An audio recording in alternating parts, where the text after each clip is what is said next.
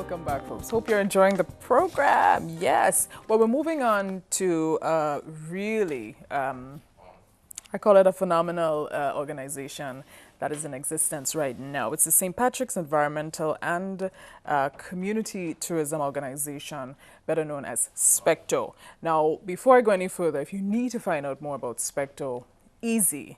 Everyone's on Facebook these days. Log on to Facebook and just enter the key name SPECTO, SPECTO, and you'll find out all the information about them. And, you know, the name really says a lot about what they're involved in. But to explain a little bit more about the objectives of SPECTO, I have Mr. Valentino Sawney, who's actually this is your second time on the program, and welcome back. Mr. Sawney is the interim chairman at SPECTO. Welcome back again, sir. Yeah, well, thank you. Thank you, Alexan. You know, you're welcome. Thank you for this opportunity once again, and also to the viewing public, you know. Yes, thanks for this opportunity.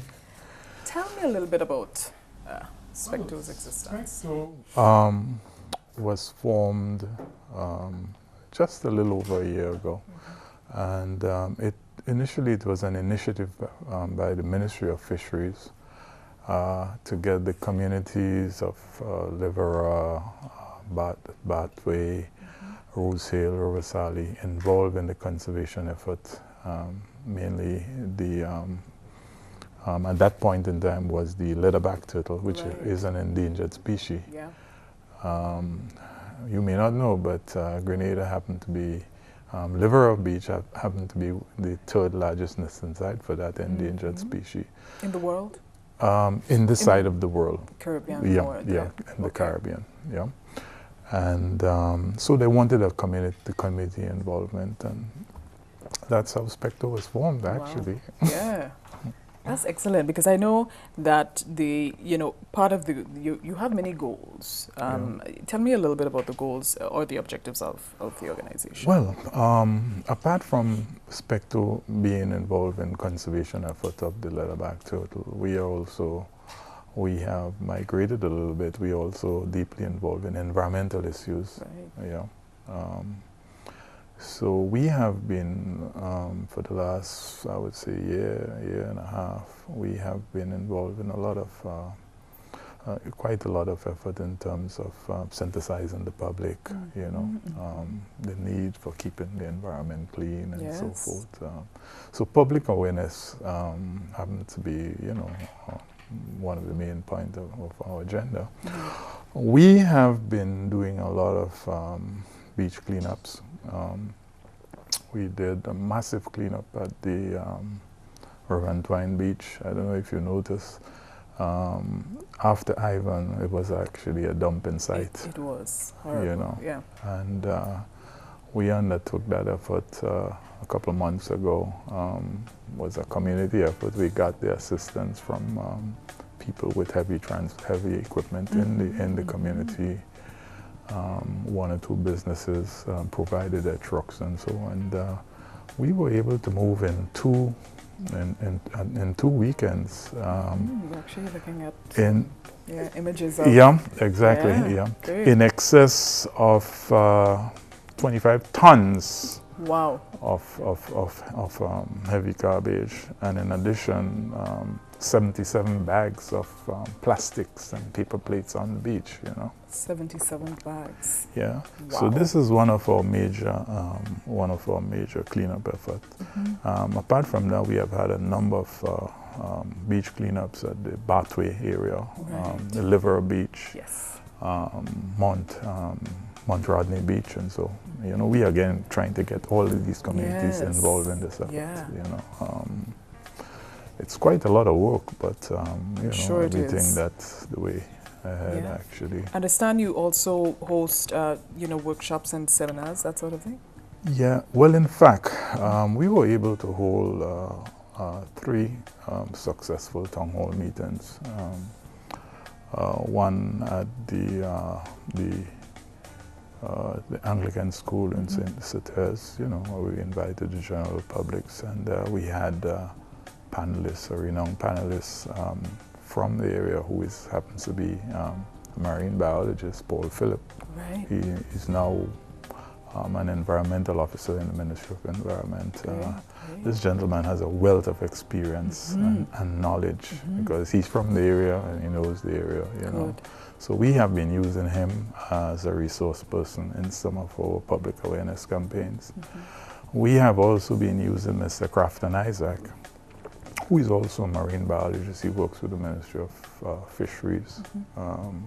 We have been using these two gentlemen as resource persons, you know, in our public awareness campaigns.